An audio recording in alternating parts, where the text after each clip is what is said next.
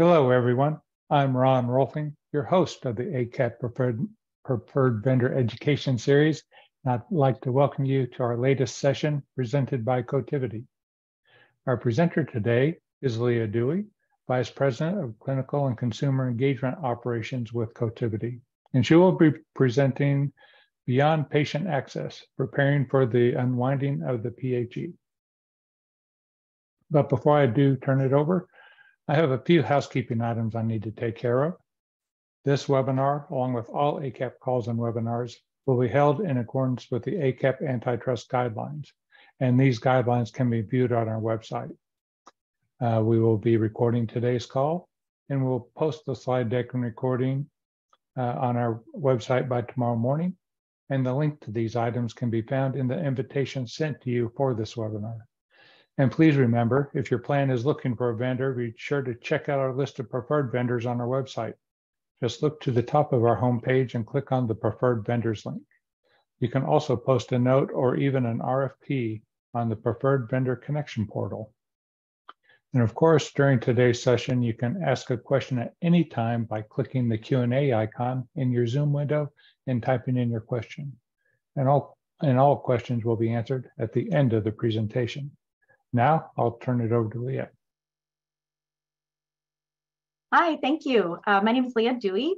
I am the VP of our Clinical and Consumer Engagement Operations here at Cotiviti. I am primarily responsible for driving solution value and customer success for our Pop Health solutions and ELISA, our member engagement and health activation solution. As an epidemiologist by training, I've had the opportunity over the years to really apply data and analytics to help payers understand population risk drivers and improve outcomes, taking a holistic approach to member interventions. And in my current role, I have the pleasure of leading our consumer engagement teams to drive proactive, personalized, and purposeful health communications to millions of members. Today, we are going to discuss with you how you can better prepare for the end and the unwinding of the public health emergency. I will not take us back to late 2019 or early 2020. I don't think any of us want to relive those days. However, it is important for us to understand how the federal response to COVID pandemic helped millions of Americans retain much needed coverage during the COVID pandemic. We all know Medicaid populations are prone to high churn rates, and members often come on and off Medicaid plans due to eligibility requirements that can lead to disruptions and loss of coverage. The federal response to the COVID pandemic temporarily eliminated this Medicaid churn under the Families First Coronavirus Response Act by really prohibiting the states from disenrolling the Medicaid membership. These protections will end when the public health emergency ends, and that will put a significant number of Medicaid members at risk for disenrollment and loss of Medicaid coverage. This could result in lots more churn and be one of the biggest disruptors and disenrollment processes in our program history. During today's webinar, we'll hit on three main themes. One, we're going to show you and recommend some best practices for health plan member outreach that you can do now during the unwinding and the anticipation of the end of the PHE. We'll review tactics for building trust and approaching member engagement for the whole person approach, really taking a health equity lens as well. And then finally, we will highlight some additional engagement strategies for at-risk populations, such as those with limited English proficiency. So we're going to begin with a little history lesson, just like before, a little PHE 101. As you know, the public health emergency was declared in late 2020. And many of these policy changes for the emergency were really aimed at improving coverage, access to care for Medicaid members, the uninsured and undocumented individuals. We know the PHE lasts for 90 days and must be renewed. And as you know, the COVID-19 pandemic has, of course, the renewal of the public health emergency for several times now. The Biden administration says it'll give a 60-day notice to states when it plans to end the public health emergency. As that deadline has passed for November, the PHE has been extended, and it's likely due to kind of a surge in COVID variants that are circling right now, and the government needs additional time to really plan for that transitioning out of the public health emergency. The public health emergency, as you know, provided additional telehealth coverage, helped fast track approvals for COVID vaccines and treatments, and again, preserve the healthcare for many millions of Medicaid beneficiaries. States must not disenroll members. They cannot transfer members to a more restrictive coverage. They have to maintain these eligibility standards, and they cannot adopt higher premiums during this time period. With these added protections during the public health emergency, it effectively stopped the Medicaid churn. And in turn, the total Medicaid and CHIP enrollment has grown to over 89 million as of mid-year. This increased about almost 25% from February 2020. By preventing states from disenrolling members from coverage, this continued to help members preserve coverage during the pandemic to much needed care. However, as it potentially ends soon, states will have to begin a redetermination process, and millions of people could lose coverage if they're no longer eligible, or they could face administrative burdens if they even are still eligible that could prevent them from getting the coverage they need. It is estimated that about 15 million will lose coverage, and massive Medicaid disenrollments could lead individuals to forego necessary care, screenings, treatments, and millions would be without coverage. There's another impact of ending the public health emergency, and this is really probably increasing what's been called the Medicaid coverage gap. The loss of coverage for millions of Medicaid will lead to an increase in the coverage gap. This is roughly about 2 million individuals who live in potentially 12 states that have not really adopted the Medicaid expansion. So these individuals will not qualify for Medicaid because they have incomes below poverty, but they will also not be eligible for subsidies under the ACA marketplace. This state expansion is really a key tool to ensure that this coverage gap is not expanded once the public health emergency ends. I am going to give you a sample timeline. This is really just for illustrative purposes. As we know, the public health emergency has been a little extended, and this timeline isn't specific to the time frame, but it will give you an illustrative purposes to say what states need to be thinking about now. For the 12 to 14 months, once the public health emergency does end, they will need to initiate Medicaid renewals, and they'll have 14 months to complete them. Obviously, the importance here is when the continuous enrollment requirements end, states have to redetermine and have to disenroll members if needed. These individuals will be at increased risk of losing their coverage or experience a gap in coverage, and they may not receive important information or renewal notices if they've not updated their contact information with the state agencies. So even though we're not exactly sure when the PHE will be ending, there are things that plans can be doing now to get ahead of this, to start to collect and communicate information with their Medicaid populations, supporting them along the process and encouraging them to stay connected with them when the time comes to really take action. So we have a poll for you here today. So do you have a plan in place to prepare for the end of the public health emergency? Let me give you a second to enter. Okay, let's see those results, Ron.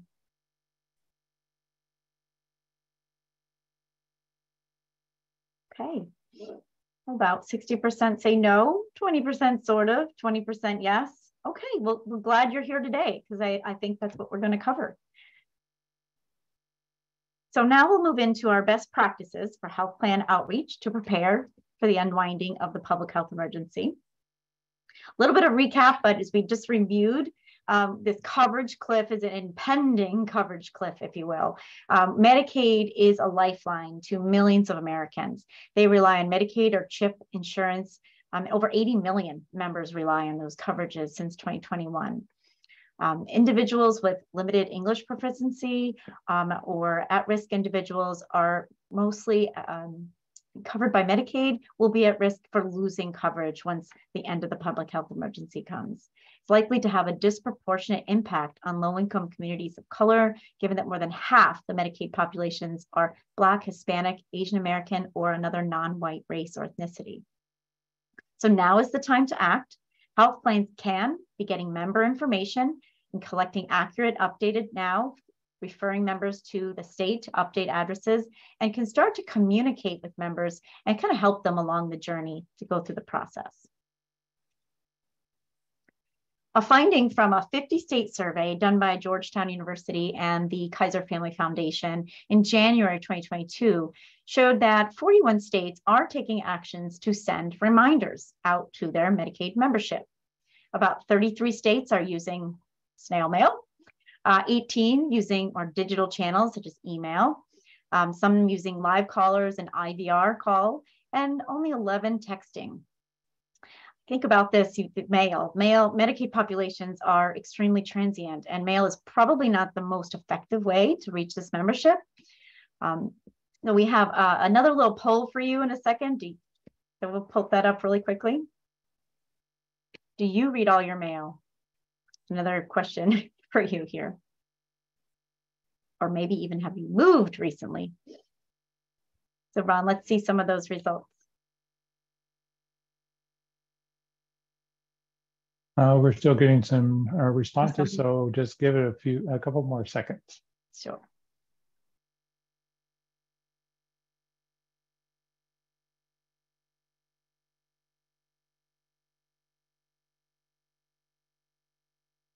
Right, I'm in the no category, unless it's really speaks to me and it's flashy or I have to pay attention. It's often goes unnoticed at times.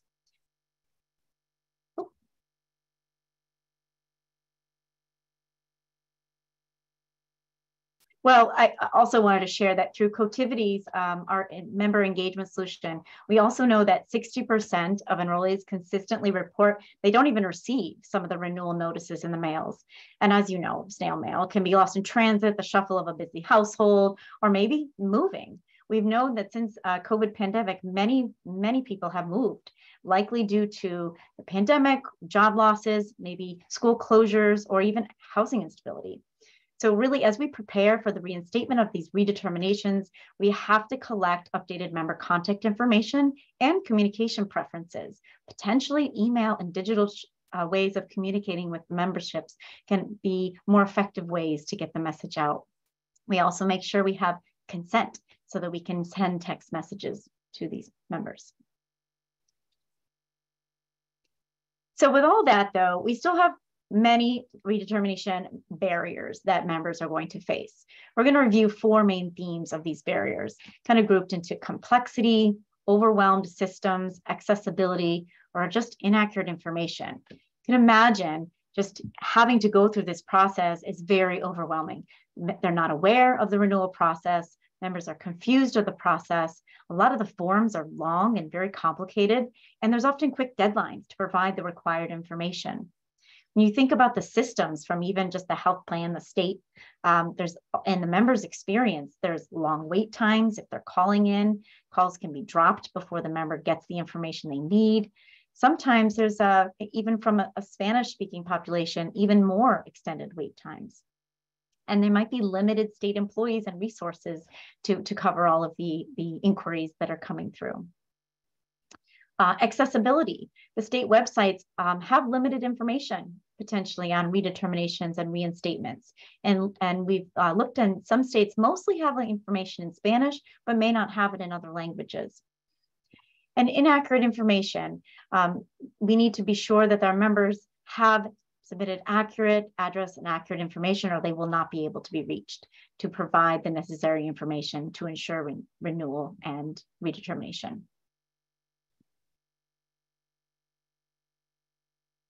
This is all kind of daunting, and I know it does sound daunting, but we're going to give you a framework for how you could approach kind of member communication as you prepare for the unwinding of the PHE. This is just a suggested approach and more of an administrative framework, but really tries to take in a multi-channel way and give you a sense of example timelines. So right now, health plans should push communications that really directs the enrollees to update their contact information, including their phone number, their email address, their mailing address, to ensure that they can receive timely communications when the unwinding process happens. States and plans can obtain information now that will help build trust with members. We'll talk a little bit about that in the next section. We can start to educate members on the process, communicating often and directing the members to the state. We can provide community services available, navigators, certified enrolled transportation resources that can help them as well through the process. When 90 days prior to recertification deadline, and a suggestion will be to start with IVR to encourage members to update their information with the state. Follow up that information with email and text are often great opportunities, and make sure the members have been able to update their information with the state addresses and be able to get that information they need. About 60 days prior to the recertification date, again, follow up with another IVR and an email. If the member's not reached, try IVR, try texting and emailing again. And then about 30 to 15 days prior, again, you can do another IVR and a follow-up email or an SMS and another text message. This ensures that you're communicating often. This is just the timeline. We're going to talk a little bit about how you communicate in our next section and what you say, as that is obviously the most critical part to this, as reaching the member and communicating effectively with the membership. So now that we've reviewed a framework for the unwinding of the PHE, we're going to dive into that personalized whole person approach that will help us connect to the member on the other end of that IVR or that email or that text. After all, what good are your interventions if they don't drive the member to take action? Plans have real opportunity to create that healthcare experience for our members that will have benefits outside of the redetermination and coverage process. So we all know what engagement means in general, right? We want to stay engaged at work. We want to stay engaged with our kids and our families, and healthcare is a similar way as well. Healthcare engagement is really defined as any meaningful communication or interaction that help people make the best decision about their health and wellness. This includes strategy, content, audio, and design, and it's personalized to drive trust. If you have trust, you will have better engagement. Our engagement also considers the human element of communication. Reaching and meeting members where they are in their journey and their process is really key. Really have to think about that importance of the patient journey when we're making our communications and our outreach content for the membership. Every touch point of a patient engagement journey is important. From a simple walking into the doctor's office or making an appointment, following up with that member about their diagnosed condition, all are critical moments that matter in how a patient can choose to continue to engage in their health, including their healthcare coverage redeterminations. In recent years, emphasis on that patient experience has really become the focus of regulatory programs, as we know, the CAS-HOP surveys, and really improving that patient experience it provides an inherent value to our patients and families that drives better health outcomes. We know that when consumers engage directly with their health plan, they not only receive better care, but it's a vital connection that you make with your membership to keep them informed about healthcare decisions in the future.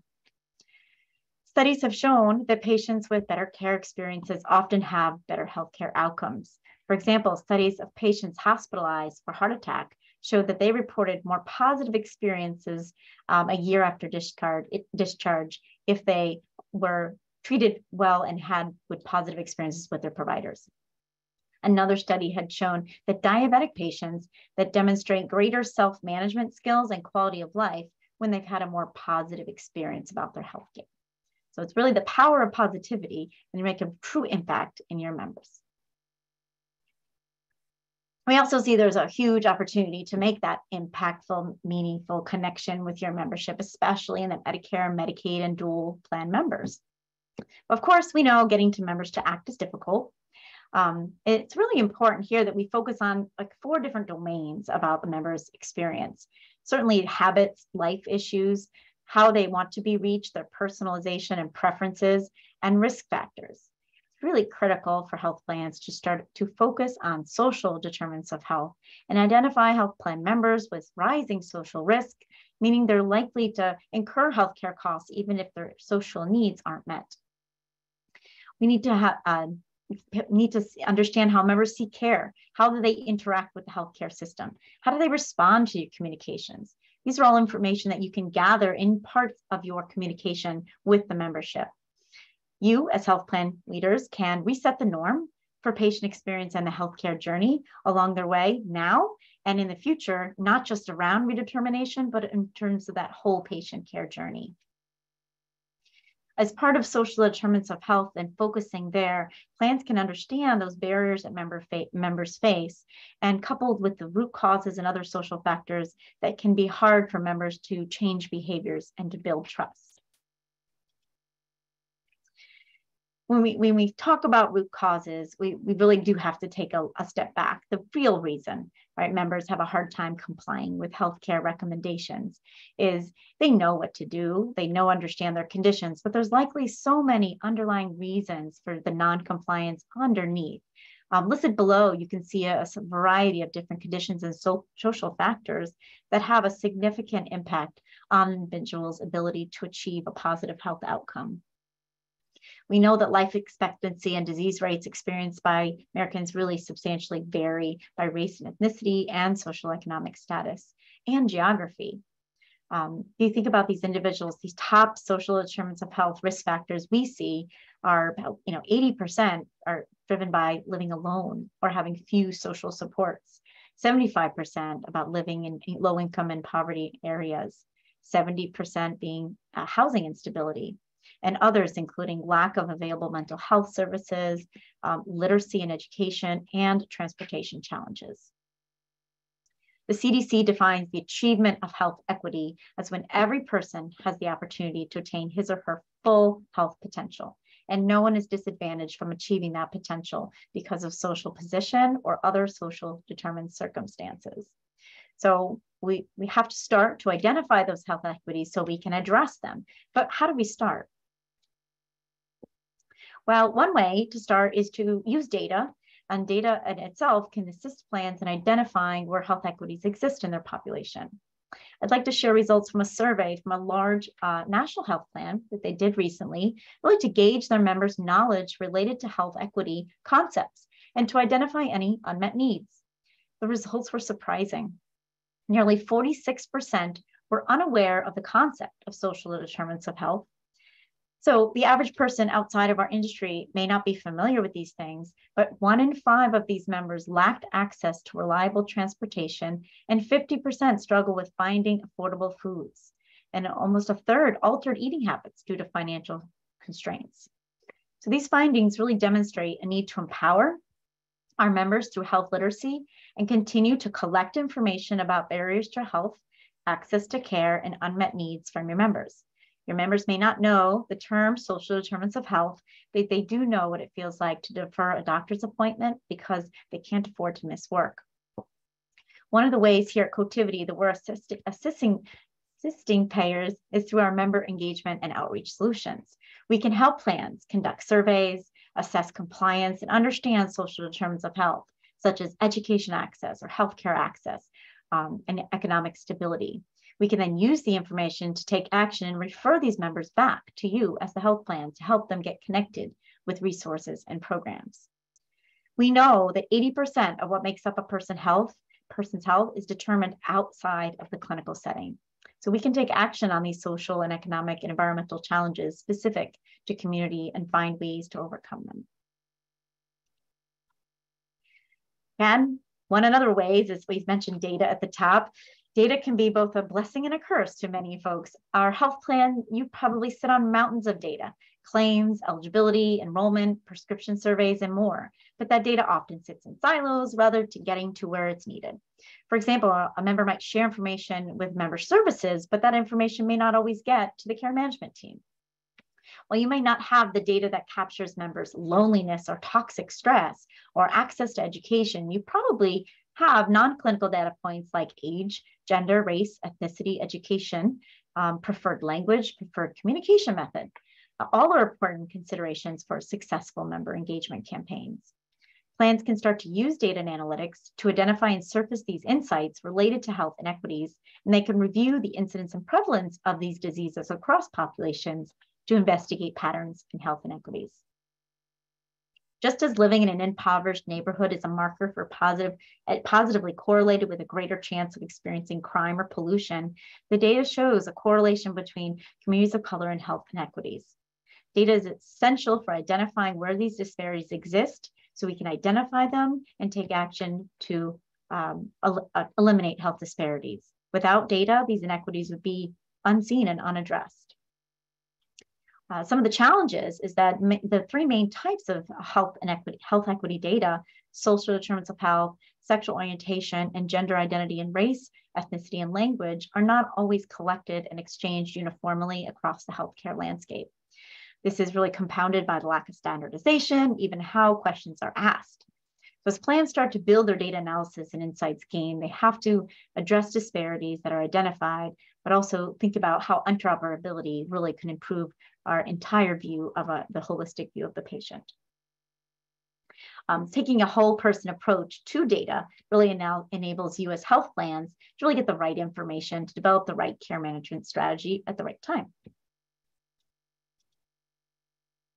So let's continue a little bit more about that whole person approach, kind of putting it all together beyond the data. Let's add in that consumer preferences and social aspects to address those barriers of health.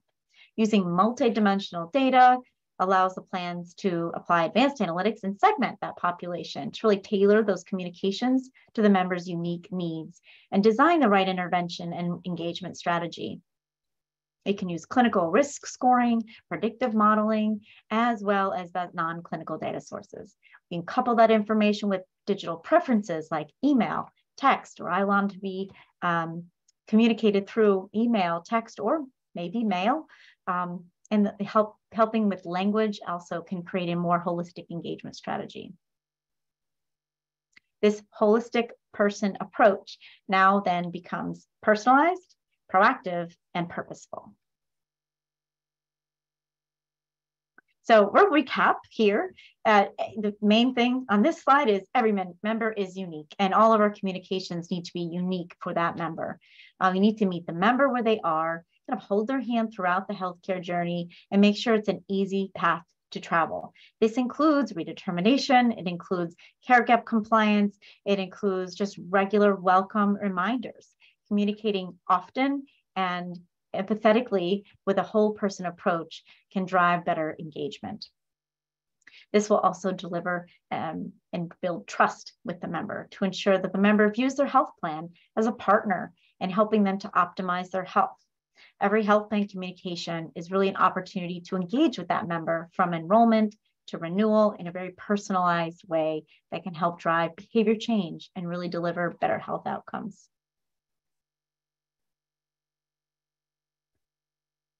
So taking the right approach, we can influence individuals using these interactions to make good decisions. Really, the key is to help people make decisions or abstain from certain decisions as well, help people engage across multi-channels, and help to influence their consumer decisions using design, but also maintaining that sense of choice. As health plans and providers deliver on triple aim objectives to improve member health, reduce costs, preventive services and strategies, and using a data-driven engagement beyond our traditional care settings can have a profound impact. Member engagement requires ongoing, proactive processes to reach members with relevant connections, relevant content that really benefits them at the right time in the right way. So starting to communicate now before it's absolutely needed is critical. Building that trust now with the membership, referring them to their state agencies, or going back to the redetermination, keeping that member apprised on all the things they need to do to not lose their coverage is key. That's really back to that patient journey. As you plan, you have the opportunity to engage with the members multiple times in those moments that matter to really draw a specific call to action. So I'm going to end my section here. We're going to talk a little bit more about specific strategies with another poll for you. What are your biggest pain points when it comes to member engagement?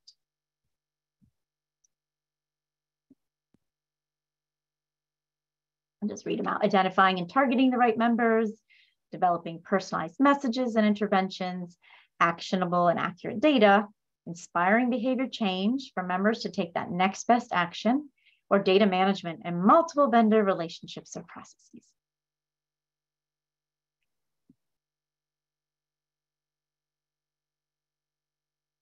Almost through, Ron? Excellent. Okay, kind of a mix there. A third there. Developing personalized messages, actionable and accurate data, and inspiring behavior change. Excellent. Thank you.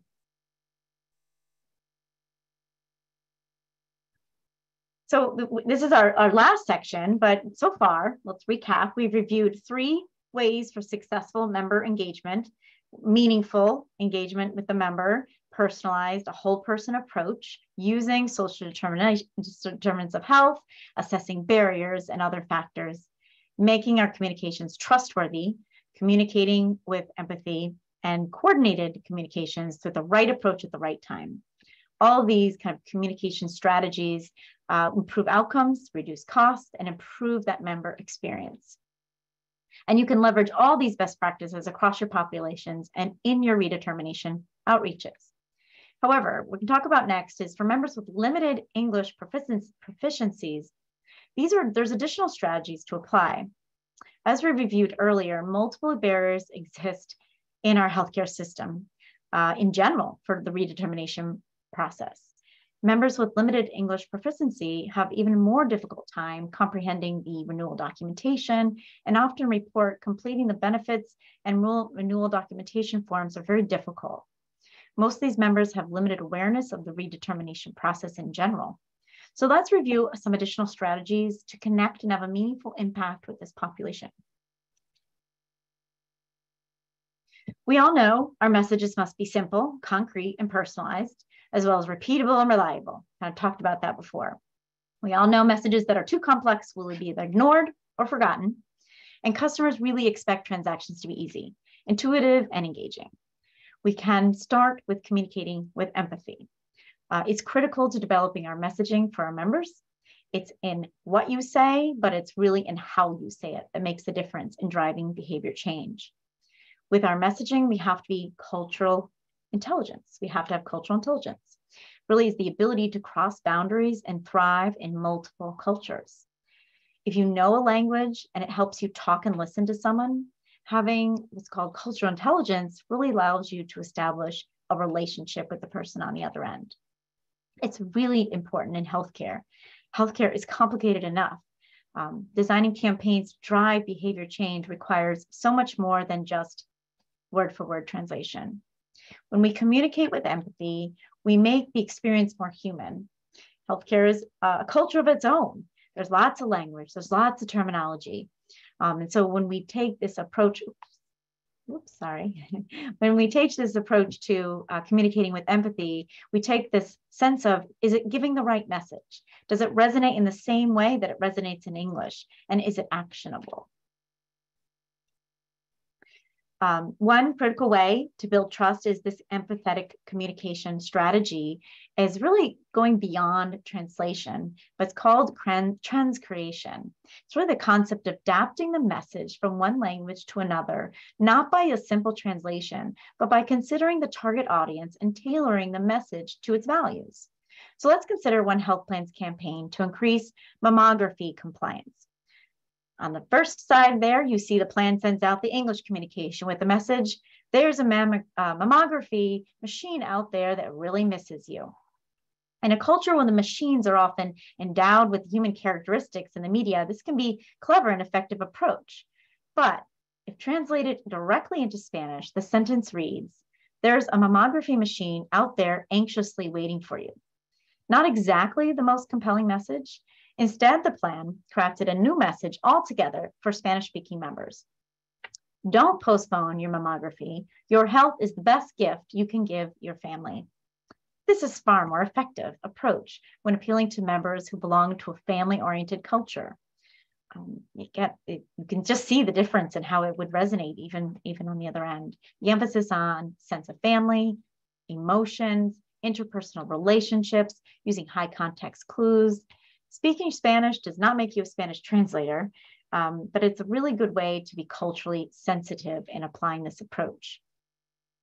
Other approaches we use in our Spanish communications are focusing on clear instructions, simple language, making sure the content and creation is thought through and designed in a way that makes the most sense. One of the other ways here at Cotiviti, we have our cultural communication team experts takes a look at all of our Spanish communications, creating that content in a very meaningful way. We also apply what we're calling a Spanish hybrid interface that really directs members to select the Spanish options so much sooner in the scripting process so that they don't have to wait around and listen to something that doesn't make sense to them. We also spend a considerable amount of time in development and testing to be sure that the messaging and the visual representation of the Spanish translations are accurate. When we talk about this, obviously going back to the topic today, Medicaid and Medicaid re-enrollments that will be critical over the next few months. We know the Medicaid membership includes a large percent of adults who are non-English speaking. These two graphs really hit home because it shows that about 20% of non-Medicaid households speak English very well or less than well. But when you compare that to a Medicaid household, that percent increases to 33%. And when we look at the pie chart on the right, while Spanish is clearly a dominant non-English speaking language, there are other languages as well. We do apply and use LanguageLine to translate our information in other languages, but by far, the majority of Medicaid population is Spanish speaking. So where are the Medicaid enrollees living today as well? Well, depending on where your members live, you may experience higher non-English speaking populations. For example, here, less than 1% are in West Virginia, but 29% in California. And high percents of non-elderly adults do reside through New Jersey, New York, Texas, Massachusetts, and even Florida. Earlier, we discussed those barriers to Medicaid enrollees that may face to understand the redetermination process, providing the documentation when requested, and all those administrative hurdles. Just imagine that's compounded if those materials aren't available in your language, and equally important to ensure access is for members with disabilities or those members who need American Sign Language interpreters. States and plans can partner with community organizations to help remove barriers and make resources available to prevent the loss of coverage and gaps in Medicaid population. So we're wrapping up here, and in summary, I just wanted to say there are multiple recommendations that we're applying here to help reduce the Medicaid churn and member abrasion during the unwinding of the public health emergency and the redetermination process. The goal, reach out to your members in advance of the redetermination date, set timelines, remind them to submit information, avoiding lapse in coverage, and inform members about the redetermination process. Provide members with specific instructions to complete the process, videos, paperwork needed, information about the navigators, certified enrollers, and local partner agencies if available. Communicate with empathy, assess social determinants of health while you have the opportunity. Again, moments that matter in our communication with our populations, and communicate with empathy. Also use a multi-channel approach. Cotiviti applies a multi-channel approach here from IVR to live agent to email, text message, direct mail as well, and even web-based surveys and for our populations to be able to access information. And as health plans continue to make investments in technology, improve their offerings and engagement activities, this will help increase revenue, but everyone wins. It is an effective way to ensure the consumer and the member feels included in understanding what their benefits are, understanding their healthcare journey, and the health plan wins as well. To improve member satisfaction rates include increased member loyalty, retention, and really maximize HEDIS and quality scores or CMS star ratings. There's wins across the board. Really focusing on those moments that matter along the member's healthcare journey is really critical as we talk about redetermination efforts that are underway. So as a single healthcare coverage program in the United States, the Medicaid provides coverage to millions and millions of Americans. Medicaid beneficiaries will be at risk of losing coverage when the public health emergency ends and redetermination processes begin. But when members engage directly with their health plan, they not only receive the better care, but they will form that vital connection to help them make more informed healthcare decisions and be aware of upcoming redetermination efforts. So in summary, what we reviewed today, best practices for health plan member outreaches to prepare for the unwinding of the public health emergency, how you can build trust and approach member engagement through a holistic and personalized approach with a health equity lens, and specific engagement strategies to assist members with limited English proficiency who make up a disproportionate share of the Medicaid population and are more likely to experience administrative burdens compared to others and a risk of loss of coverage. So I thank you for spending your time with me today. Ron, I think we'll take any questions from the audience. Okay, our first question today. Do you have any tips for keeping addresses up to date? Yes. So here at Cotiviti, we apply a variety of different ways to keep addresses up to date with our members. So one of the things is we know the mail is a challenging way to communicate with members. All that stuff can get lost. But the best approaches are really to partner with your state Medicaid agencies. Make sure that the membership knows that they have to go to the state agencies in many states to provide those updated contact information. Offer members multiple ways to update their contact information, including a member portal or customer service, secure communications, or web surveys. Like I said, multi-channel approaches is best so that you can cover different preferences for members if you don't have it at the time. And again, every member interaction is an opportunity to make that healthcare experience more understandable for that member. So really highlighting your capabilities and how you are helping the membership, or highlighting benefits that they have available to them, such as telehealth or how to access free vaccinations. Okay, do you have a prediction on when the PHE may actually end? That's a great question. I wish I did. Unfortunately, I really don't know. It's hard to say. We were all preparing for it to end in January, but with the deadline passing, we are in another extension. I think really as we head into this holiday season, we see those variants of COVID surging now. Flu cases are also surging, and there's a little virus called RSV that's creating a lot of outbreaks in young children these days. So all I can give you is a PSA announcement to get your flu shot and your COVID booster, but I really don't know. I think what I've been reading is that the government does need some additional time to kind of untangle a lot of the things that need to happen for the unwinding of the PHE, including benefits related to telehealth, and how are states going to ensure that there isn't such a huge loss of coverage for these Medicaid populations. I think some large health plans have been shocked, and maybe we're preparing that the end of public health emergency would come in January. And since that's not the case, that may just cause different headwinds for our health plans right now. Okay, well, that looks like it takes care of our questions for today. With that, I'd like to thank everyone for joining us and taking time out of your day. I'd like to thank Leah for a very informative webinar.